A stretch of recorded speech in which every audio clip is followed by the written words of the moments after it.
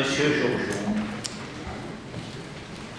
Monsieur le maire, chers collègues, depuis l'annonce du départ de l'Olympique lyonnais de Gerland, les élus UDI sont favorables à l'installation du loup rugby dans l'enceinte du stade historique imaginé et conçu par Tony Gagnon.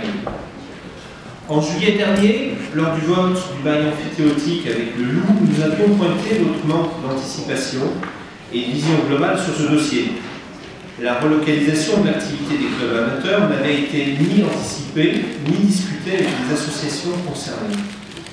Nous avions alors insisté sur trois enjeux importants pour les élus UDI.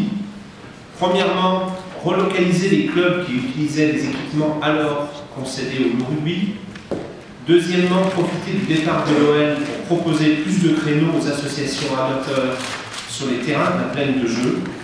Et troisièmement, ne pas fermer la piscine de Gerland sans proposer un nouvel équipement nautique et maintenir la piscine d'été ouverte dans l'attente de la livraison de cet équipement.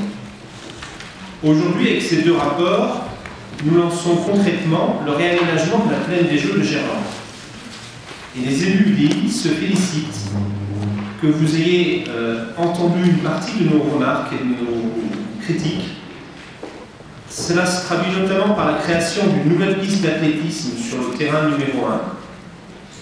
Par ailleurs, les adhérents du Loup Foot, dans le cadre d'une fusion au club, devraient eux aussi retrouver une dynamique à Gerland dans le cadre de la plaine de jeu. Donc sur le point numéro 1, satisfaction. Plus globalement, nous notons également avec satisfaction que suite au départ de l'OL, les associations amateurs et les scolaires, c'est important d'insister sur les scolaires également, vont pouvoir bénéficier de plus de terrain au niveau de la plaine des Jeux de Gerland.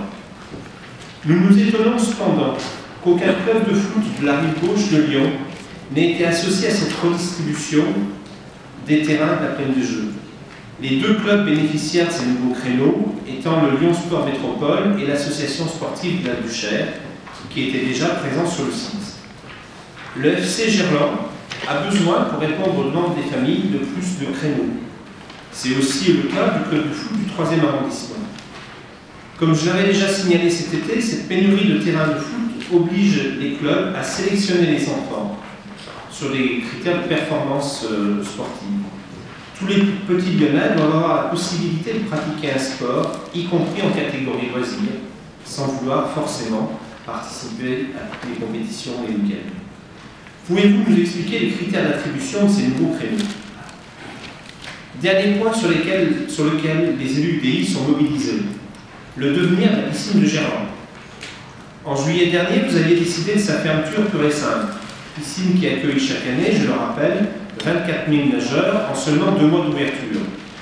Cette piscine joue un rôle à la fois sportif, mais aussi ludique, social et solidaire. Ce rôle est indispensable à la vie du quartier. La décision de fermer cette piscine sans proposer de solution alternative était scandaleuse.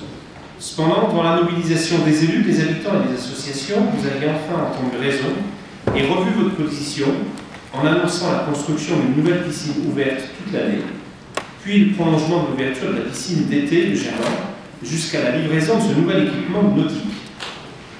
Vendredi dernier, lors de la cérémonie des vœux des élus du 7e, j'ai particulièrement apprécié que Madame la maire du 7e arrondissement rappelle cet engagement. Par contre, Monsieur le maire de Lyon, votre silence assourdissant sur ce sujet lors de votre intervention, alors même que vous avez listé l'ensemble des projets en cours sur le 7e, m'inquiète. Monsieur le maire, avez-vous déjà enterré votre promesse de cet été, ou est-ce seulement un oubli que vous avez fait vendredi dernier? Je vous remercie.